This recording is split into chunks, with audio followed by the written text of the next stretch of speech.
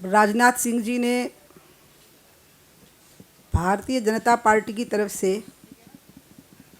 एक त्रिसदस्यीय समिति का गठन किया, जिसमें शाहनवाज हुसैन जी, भगत सिंह कोश्यारी जी और मैं उसके सदस्य थे।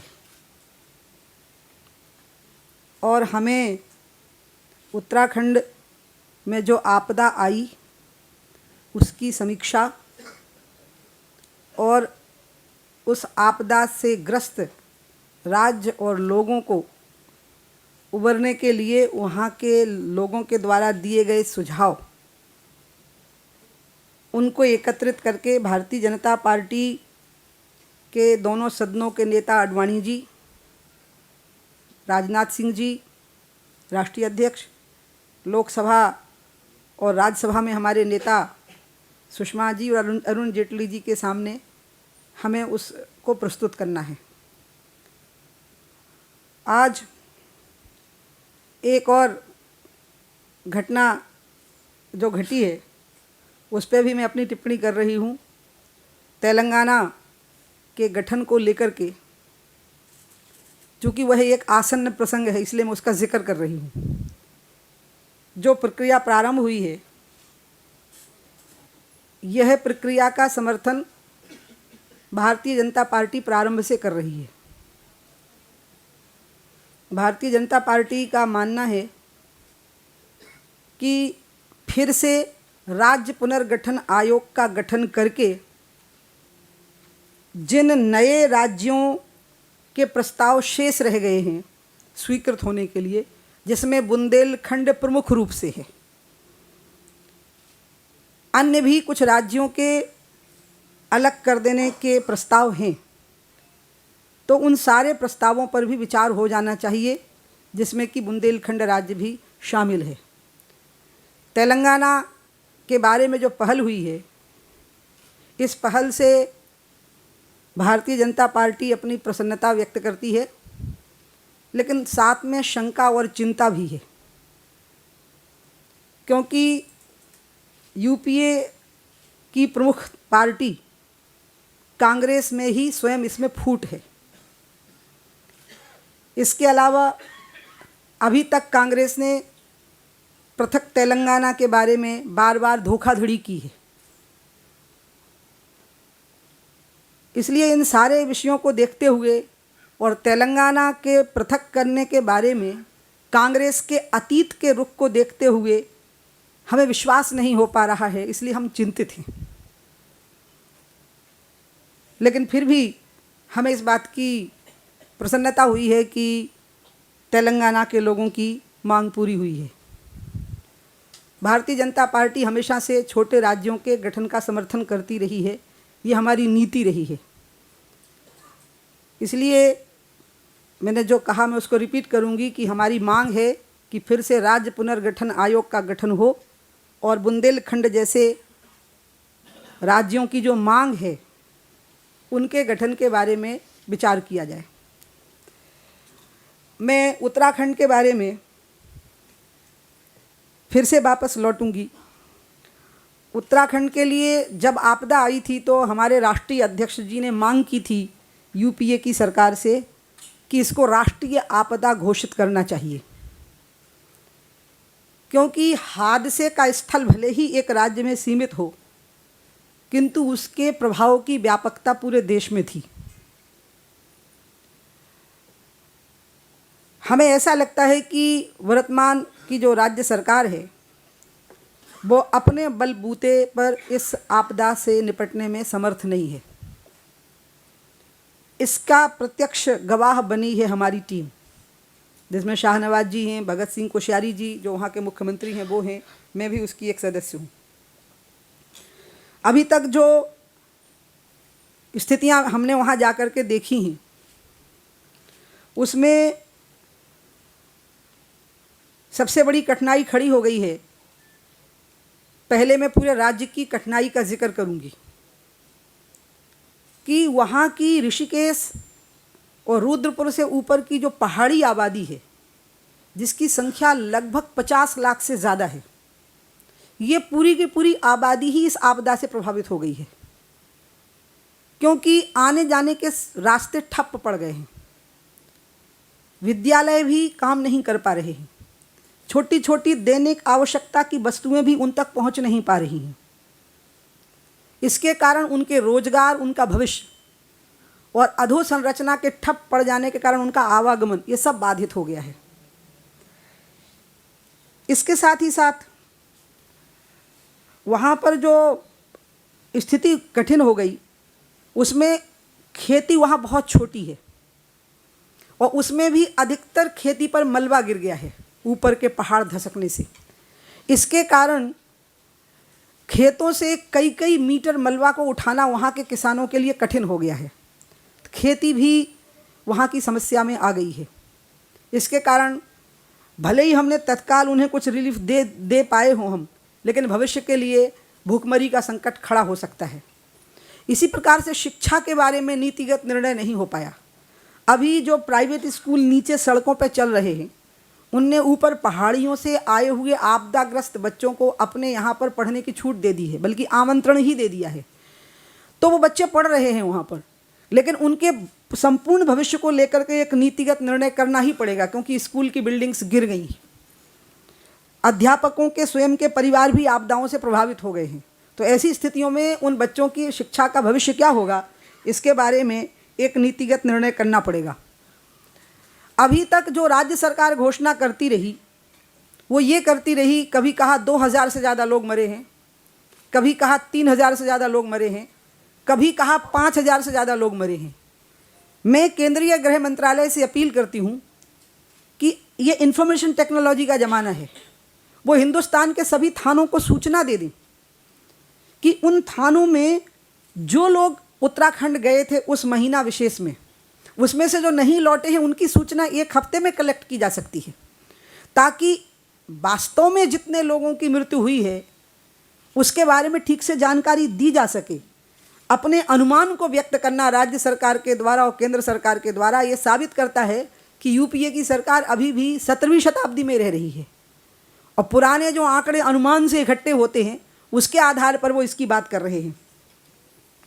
केदारनाथ धाम की जो स्थिति है, मैं स्वयं केदारनाथ गई, मैंने केदारनाथ बाबा पे जल चढ़ाया, फूल चढ़ाए, अगरबत्ती जलाई, आरती की उनकी, लेकिन पूरा केदारनाथ धाम अभी भी मलबे से ही दबा हुआ है और वैसा ही है जैसा कि वो 17 तारीख की आपदा के समय पे था। उस तारीख तक 22 जुलाई तक की मैं स्थिति आपको बता रही हूँ।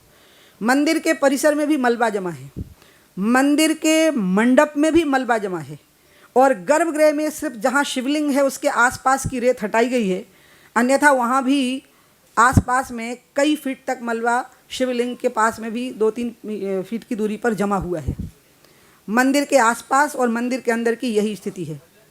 जब हम वहाँ पहुँचे तो भीषण दुर्गंध थी, थोड़े से सीमित लोग वहाँ पर थे, और ऐसा लगता था, क्योंकि मेरे साथ एक वो व्यक्ति गए थे जो उस दिन 17 तारीख को वहाँ मौजूद थे, वहाँ के जो तीर्थ पुरोहित हैं, और उन्होंने मुझे कहा कि जैसा उन्होंने 17 तारीख को केदारनाथ छोड़ा था शाम को, उनको केदारनाथ वैसा ही मिला है 1 महीने के बाद 22 जुलाई को। और मैं अंत में एक बात ज़रूर कहूँगी कि केदार वैली में जो मृत्यु हुई है वो सर्वाधिक है। जो हज़ारों की संख्या की मृत्यु है वो केदार वैली की है। जो भी केदारनाथ गए हैं वो मेरी बात को समझ सकते हैं कि मैं क्या कह रही हूँ, कि केदारनाथ से लेकर के गौरी कुंड के नीचे सोनप्रयाग के पुल तक 18 किलोमीटर की दूरी है, और ये दूरी 4-5 घंटे में पैदल पार कराई जा सकती थी। 14 तारीख की रात को पानी बरसा, 15 तारीख को दिन में पानी बरसा, 15 तारीख की रात को पानी बरसा, तो 16 तारीख को सवेरे 36 घंटे की बारिश के बाद में 16 तारीख को सवेरे वहाँ के डीएम और सीएम को आपस में फैसला करके केदार वैली को खाली करवाना था, क्योंकि गांधी सरोवर 3 किलोमीटर की दूरी पर था, उसके सामने एक ग्लेशियर था। अगर सरोवर फट गया या उबल गया तो बहता हुआ ग्लेशियर मलबे की शक्ल में मंदिर के तरफ से आता हुआ पूरे केदारनाथ को बहा देगा, ये तय था। इसलिए मैं ये कह सकती हूँ कि ये लापरवाही से किया गया अपराध है, जिसको क्रिमिनल नेग्लिजेंस कहेंगे। ये एक ऐसा अपराध है जो लापरवाही से हुआ है। ये जितने लोग मारे गए हैं ये शासन की लापरवाही से इनकी मृत्यु हुई है। 16 तारीख को सवेरे यदि केदारनाथ को इविक्ट करवाया जाता तो धन हानि तो पूरी होनी थी, लेकिन जनहानि ज़ीरो होनी थी, जनहानि नहीं होनी थी। इसलिए मैं उत्तराखंड की सरकार को इस क्रिमिनल नेग्लिजेंस के लिए पूरी तरह से दोषी मानती हूँ। उनकी लापरवाही को, इन जो मृत्यु हुई है, जो पूरे देश में हाहाकार मचा हुआ है, इसके लिए पूरी तरह से ये जो 10, 15, 20 हज़ार, क्योंकि आज तक वो फिगर नहीं दे पा रहे, ना गृह मंत्रालय दे पा रहा है, ना राज्य सरकार दे पा रही है, इसके लिए मैं पूरी तरह से राज्य की सरकार को दोषी मानती हूँ। और अंत में हमने जो राज्य की सरकार को कहा है कि आप अपने आप को सबके साथ सहयोगी की भूमिका में लेकर के चलिए, क्योंकि केदारनाथ धाम या बद्रीनाथ धाम ये धार्मिक स्थान है और वहाँ 2 तरह का पर्यटन है, एक भौतिकवादी पर्यटन है, एक आध्यात्मिक पर्यटन है। तो जो ये आध्यात्मिक धार्मिक स्थान है, इनका जो फिर से पुनर्निर्माण करना है, इसमें साधु संतों की, तीर्थ पुरोहितों की और समस्त हिंदू समाज की राय से चलिए और वहाँ जो आधुनिकतम सुविधाओं का निर्माण करिए वो अपने हिसाब से करिए, लेकिन इन स्थानों पर जो निर्माण हो उसमें सबकी राय से चलिए और इसमें सबका सहयोग लेकर के चलिए। इन्हीं शब्दों के साथ मैं अपनी बात ख़त्म करती हूँ। और शाहनवाज जी भी हमारे सदस्य हैं, वो गए भी थे उत्तराखंड, वो इसमें कुछ जोड़ना चाहें।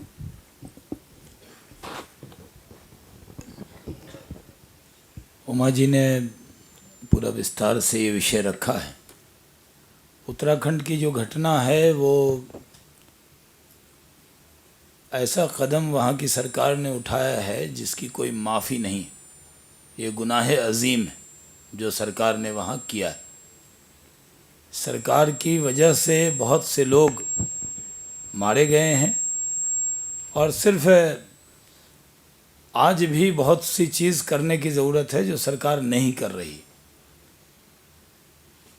इसको लेकर एक फेज़ हुआ है और कुछ दिनों के बाद हम लोग फिर से उत्तराखंड जाएंगे, उसके पुनर्निर्माण में सबसे सहयोग लेंगे, क्योंकि गुजरात में जब भीषण आपदा आई थी, जब भूकंप आया था, तो वहाँ के मुख्यमंत्री नरेंद्र मोदी जी ने बहुत अच्छे से उसका पुनर्निर्माण किया था। तो इसमें भी उमा जी की एक बार मुलाकात नरेंद्र मोदी जी से हुई है और कैसे उत्तराखंड के अंदर भारतीय जनता पार्टी सहयोग कर सकती है, इसमें नरेंद्र मोदी जी से भी हम लोग सलाह लेंगे और पार्टी के नेता अडवाणी जी को, सुषमा जी को, अरुण जेटली जी को उसकी पूरी रिपोर्ट बना कर देंगे और नरेंद्र भाई की भी इसमें पूरी सलाह लेंगे। और जब पूरी रिपोर्ट बनेगी तब फिर से एक बार उमा जी के साथ आप सबको यहाँ पर उसकी जानकारी देंगे। बहुत बहुत धन्यवाद। अगर आपके सवाल हैं तो उसके लिए हम लोग तैयार। हाँ, हरीश जी आपका।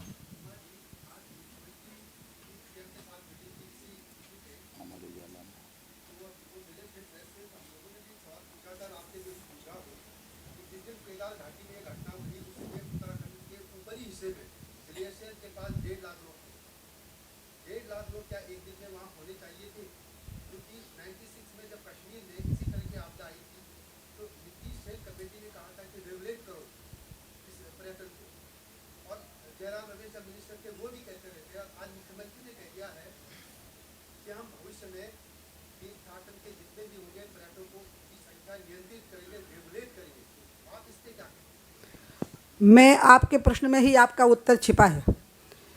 मैं इसके पहले 1 वर्ष पहले जब केदारनाथ के पट खुले थे तो मैं उस दिन वहाँ गई थी।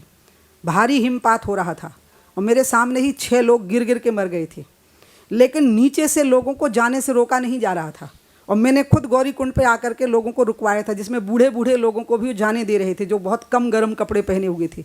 इसलिए जो बात अभी शाहनवाज जी ने कही और जो बात मैंने भी कही है कि जब 14 तारीख से पानी बरसा, 14 बरसा, 15 को सुबह बरसा, फिर 15 की रात को बरसा, तो उस समय पर तत्काल यहाँ के सीएम को, उत्तराखंड के सीएम को, वहाँ के डीएम लोगों से बात करके, जितने भी 2-3 डीएम के ज़िले वो पड़ते थे, इनको खाली करवाना चाहिए था और रेगुलेट करना चाहिए था। ऋषिकेश से ही ऊपर कितने लोग पहुँच गए, उनको रुद्रप्रयाग पर रोक देना।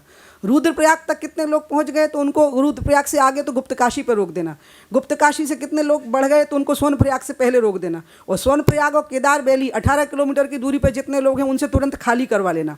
अगर इतना कर लेते तो ज़ीरो लेवल जनहानि होनी थी। इसलिए मैंने आपको पहले ही कहा कि ये जो मृत्यु हुई है इनके लिए पूरी तरह से राज्य की सरकार की लापरवाही जिम्मेवार है, और ये घोर आपराधिक लापरवाही हुई है, और वो आपदा प्रबंधन में भी पूरी तरह से असमर्थ साबित हुए हैं। वो आगे भी नहीं कर पाएंगे, क्योंकि मैं सोनाली गांव में जब बादल फटा जिसमें 5 लोग मर गए और 4 गांव बर्बाद हो गए और 1 गांव पूरा ख़त्म हो गया, और ये घटना मैं आपको अभी की बता रही हूँ, 24 तारीख की, 24 जुलाई की। तब भी वही स्थिति थी, कोई नहीं वहाँ पहुँचा हुआ था प्रशासन का। वहाँ के गाँव के लोग ही, आसपास के गाँव के लोग उनकी रखवाली कर रहे थे, उनको भोजन की और अन्य चीज़ों की सामग्री दे रहे थे। इसका मतलब है कि इतनी ऐतिहासिक ट्रेजेडी के बाद में भी राज्य की सरकार ने सबक नहीं सीखा।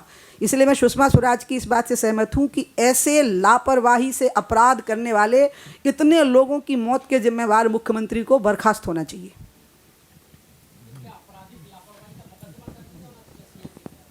अगर इसमें मुकदमा दर्ज हो सकता है तो कोई भी मुकदमा दर्ज करे, हम उसका साथ देंगे।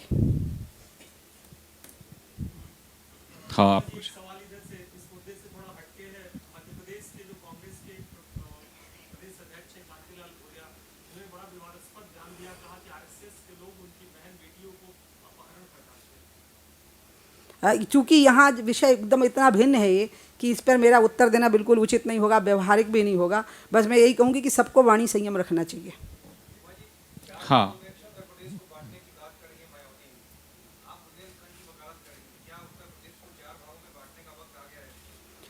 मायावती का जो प्रस्ताव है वो शायद उत्तर प्रदेश को 3 हिस्से में बांटने का है, लेकिन 4 में बुंदेलखंड, अच्छा ओके ओके 3 में। बुंदेलखंड को मैं उससे अलग गिन रही हूँ क्योंकि आधा हिस्सा उसमें मध्य प्रदेश का आ जाता है। इसलिए जो मायावती कह रही हैं वो पूरी तरह से राजनीतिक इरादे से कहती हैं।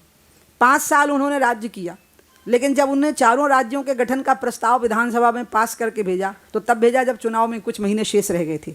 अभी भी उनकी कहने के पीछे राजनीति है। मुझे राज्यों के पुनर्गठन के मामले में मायावती जी की नीयत पर बिल्कुल भी विश्वास नहीं होता, क्योंकि वो जो समय चुनती हैं, जिस समय पर कहती हैं, उसमें राजनीति ज़्यादा होती है।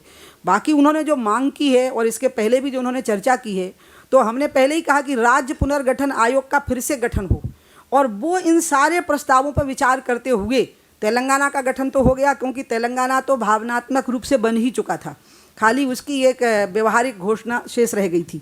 लेकिन अब बाकी राज्यों की जो भी मांग है, जिसमें बुंदेलखंड भी शामिल है और मायावती के द्वारा प्रस्तावित अन्य 3 राज्य भी शामिल हैं, और अन्य जगहों पर भी राज्यों को अलग करके छोटे राज्यों के गठन की मांग है, उसके बारे में एक साथ सामूहिक रूप से विचार हो, उसमें सभी राजनीतिक दलों की सहमति ली जाए, पार्लियामेंट में उस पर डिबेट हो, और इसके बारे में भी फैसला हो जाना चाहिए।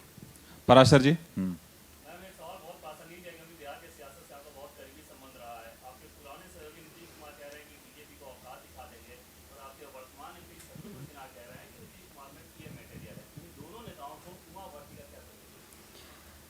शत्रुघ्न सिन्हा जी की प्रशंसा और आलोचना का कोई महत्व नहीं बचा है, क्योंकि उनने इतनी बार शूट किया है इस चीज़ को। बाकी पार्टी उनके इस स्टेटमेंट को किस प्रकार से लेगी और क्या निर्णय करेगी, ये तो पार्टी की अनुशासन समिति विचार करेगी, लेकिन उनकी प्रशंसा और निंदा का अब कोई महत्व नहीं रह गया है। लेकिन हाँ, पार्टी तो अपने स्तर पर इस पर विचार करेगी ही। अब जो दूसरी बात है, मैं फिर कहूँगी नीतीश कुमार जी के बारे में और हम सबके आपस के संबंधों के बारे में। शाहनवाज भी यहाँ बैठे हैं, और मैं तो एक प्रकार से बिहार के लोगों को बिहारी ही लगती रही हूँ, इसलिए मैं फिर कहूँगी कि नफ़रत से ना देखो दुश्मन को, शायद वो मोहब्बत कर बैठे। इसलिए आपस में एक दूसरे के प्रति सम्मान और सद्भाव बनाए रखना, यही लोकतंत्र की शान है। अभी हम कुछ महीने पहले तक तो गलभैयाँ कर रहे थे, तो अब गला कैसे दबा सकते हैं एक दूसरे का। हाँ हाँ,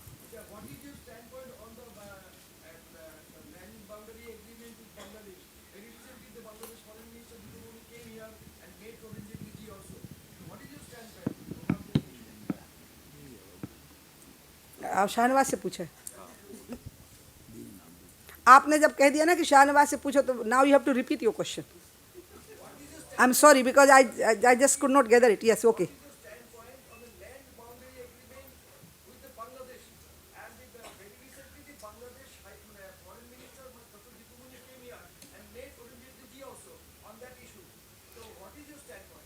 On any land agreement with any country which is our neighboring country, it is the policy since the time of Atal Bihari Vajpayee government, and it has been the policy always of the BJP, and the policy is that we should not compromise on the national interest, but we should have a good relationship with the neighboring countries.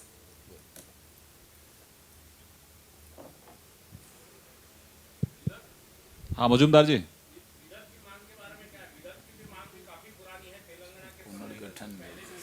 सबका हाँ, सबका जो मैंने पहले ही कहा कि हमारी Bharatiya Janata party ने अपनी नीतिगत घोषणा कर दी है कि जैसे हमने एक साथ जितने राज्यों की मांग थी उनमें जिसके साथ पूर्ण सहमति की स्थिति थी, जिसमें झारखंड था, उत्तराखंड था और छत्तीसगढ़ था, हमने उनका गठन किया था। इसी प्रकार से तेलंगाना की घोषणा के साथ राज्य पुनर्गठन आयोग का फिर से गठन करके और ये सारे प्रस्ताव उसमें लेकर के सभी दलों की सहमति के साथ संसद की सहमति लेते हुए राज्यों के पुनर्गठन, कुछ और राज्यों के पुनर्गठन की घोषणा होनी चाहिए, जिसमें मुख्यतः मैं बुंदेलखंड के बारे में कहूँगी। मजूमदार जी बोल दिया। इसलिए मैंने आपको कहा ना कि सभी राज्यों के पुनर्गठन के बारे में डिस्कशन करने के बाद में जन सहमति को देखते हुए सभी पक्षों से परामर्श करते हुए उस राज्य पुनर्गठन आयोग में किन नए राज्यों का गठन होना है इसके बारे में विचार होना चाहिए। तो उसमें यह मत भी सामने आ जाएगा जो आप कह रहे हैं। सुजीत ठाकुर जी। सुजीत ठाकुर जी सर आते हैं आपके पास, एक मिनट जरा। सुजीत ठाकुर साहब।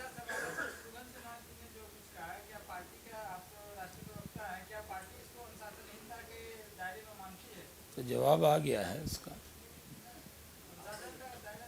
देखिए, पहले भी हम लोगों ने कहा था कि उन्होंने जो बयान दिया है, आज उमा जी ने अभी कहा और उससे पहले यशवंत सिन्हा जी का भी बयान आया है उस पर। पार्टी ज़रूर चाहती है कि पार्टी का हर नेता अनुशासन में रहे और जो कुछ भी कहना है पार्टी के फोरम पे कहे, और जो पार्टी में पार्टी की तरफ से अधिकृत है कहने के लिए वही इस पर ज़्यादा अपने विचार दें। जहाँ तक पीएम मटेरियल का सवाल है, हर दल जो राजनीति करता है वो अपने नेता में पीएम मटेरियल देखता है। भारत के संविधान ने भारत के हर नागरिक को पीएम बनने का अधिकार दिया, लेकिन पीएम वही बनता है जिसके पास 272 का आंकड़ा होता है, और 272 का आंकड़ा जुटाने की ताकत सिर्फ अभी भारतीय जनता पार्टी में है। और अगला प्रधानमंत्री शत्रुघ्न सिन्हा जी जिस पार्टी में आज हैं उसी पार्टी का यानी भारतीय जनता पार्टी का होगा, और वही लाल किला पर देश का झंडा फहराएगा। अब हमें लगता है कि समाप्त कर दें, क्योंकि क्या है कि शत्रुघ्न सिन्हा और दिग्विजय सिंह इन दोनों का क्या है कि ये जो बोल देते हैं उसको इग्नोर कर देना ही सबसे बड़ी सज़ा होती है। तो ये इनका पनिशमेंट लगभग तय सा है कि उनकी पार्टी उनसे अपने आप को डिसोसिएट कर लेती है और हम इनसे क्योंकि इनको अगर हम सज़ा भी देंगे तो इस बयान को इम्पोर्टेंस देंगे और अटेंशन देंगे। सो हमारा कहना यही है कि इनकी सबसे बड़ी पनिशमेंट यही है कि ना हम कोई अटेंशन देते हैं, इसको हम पूरी तरह से इग्नोर करते हैं और इस तरह से बोलते बोलते बेचारे एकदम हल्के पड़ गए, दोनों के बयान हल्के पड़ गए। जी बहुत बहुत धन्यवाद, थैंक यू वेरी मच। ये जब बोलेगा तभी बोलूँगी मैं, जब श्रीकांत बोलेगा।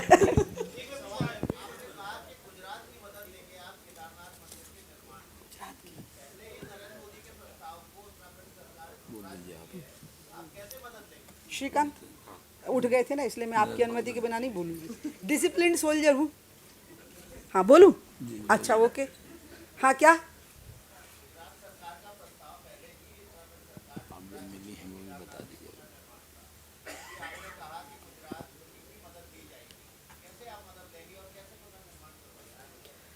जो आपदा का प्रकार है, जो आपदा की गंभीरता है और जो आपदा की व्यापकता है उसको बहुगुणा टैकल नहीं कर सकते, वो पूरी तरह से अक्षम साबित हुए हैं। क्योंकि जितनी मृत्यु उनकी नेग्लिजेंस से हुई है, फिर उससे उसके बराबर की ही मृत्यु इसलिए हुई है क्योंकि लोगों तक सहायता नहीं पहुंच सकी 2-3 दिन तक। तो तड़पते हुए लोग भी बहुत बड़ी संख्या में मरे हैं केदार वैली में। तो इसलिए अधोसंरचना के मामले में भी जो बहुगुणा जी की स्थिति है वो नहीं कर सकते, वो आपदा प्रबंधन नहीं कर सकते। मैं सोनाली गांव की स्थिति 1 महीने के बाद एक और हादसा छोटा सा हुआ और बिल्कुल बड़े शहर के पास हुआ, रुद्रप्रयाग के पास हुआ, और फिर भी वहाँ सहायता नहीं पहुँच सकी और मुझे पहुँचानी पड़ी वहाँ पर सहायता। इसी से स्पष्ट हो जाता है कि वो पूरी तरह से अक्षम व्यक्ति हैं, असमर्थ व्यक्ति हैं। उनको वहाँ पर मुख्यमंत्री बने रहने का हक नहीं है, उनकी लापरवाही से उतनी मृत्यु हुई है और ऐसे व्यक्ति को तो वहाँ रहना ही नहीं चाहिए। वो वहाँ कुछ नहीं कर पाएंगे तब तक जब तक कि वो पूरे देश के सहयोग की अप्रोच करने वाले राज्यों का एक पूल बनाना ही पड़ेगा। और उसमें अगर गुजरात ने अपने तरफ से सहयोग के लिए हाथ फैलाया है तो इस सहयोग को ज़रूर स्वीकार करना चाहिए, क्योंकि जब गुजरात में अर्थक्वेक आया तो वही समय था जब नरेंद्र मोदी को वहाँ मुख्यमंत्री बना करके भेजा गया और लगभग उस समय के अर्थक्वेक के कारण जो रिलीफ वहाँ जा रही थी उसके बीच में उनको वहाँ भेजा गया था। इसलिए वो आपदा प्रबंधन में एक महारत प्राप्त व्यक्ति है। यद्यपि इस आपदा का प्रकार अलग है लेकिन फिर भी सहयोग लेना चाहिए, सबका सहयोग लेना चाहिए। और इसमें मैं फिर एक बार यूपीए के नेताओं से निवेदन करूंगी कि जल्दी से जल्दी सारे राज्यों के सहयोग का एक पूल बनाएं और उसी के आधार पर आगे के आपदा प्रबंधन के लिए जो आगे की व्यवस्थाएं शेष रह गई हैं उसकी रचना करें। मैं अभी भी यही बात कहूँगी और उसमें गुजरात अगर प्रमुखता से सहयोग देने के लिए तैयार है तो उसको लेने के लिए धन्यवाद देना चाहिए, संकोच नहीं करना चाहिए और इनकार भी नहीं करना चाहिए। उमा जी, एक पाकिस्तानी सोल्जर ने पाकिस्तानी टीवी को बोला है कि कारगिल वॉर के समय उसने और उसके साथियों ने मिलकर 6 इंडियन सोल्जर्स को मारा था, जिसमें कि एक सौरभ कालिया था। लेकिन उस समय पाकिस्तान ने डिनाई किया था। अभी ये रेवलेशन कर रहा है पाकिस्तानी आर्मी। तो क्या लगता है पाकिस्तान उस समय झूठ बोल रहा था? अब आपने एक ऐसा विषय मेरे सामने लाया है जो आपके पूछने से पहले अभी मेरी जानकारी में नहीं आया था, क्योंकि उत्तराखंड से आई हूँ ना, वहाँ सब जगह टीवी होता भी नहीं है, अखबार भी कम मिलते हैं। तो इसलिए मैं तात्कालिक तौर पर इसका उत्तर मेरे से बनेगा नहीं, इसका रिस्पांस नहीं दे पाऊंगी मैं।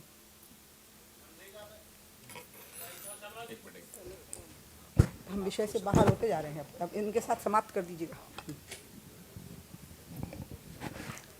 देखिए, पहले भी भारतीय जनता पार्टी कहती रही है,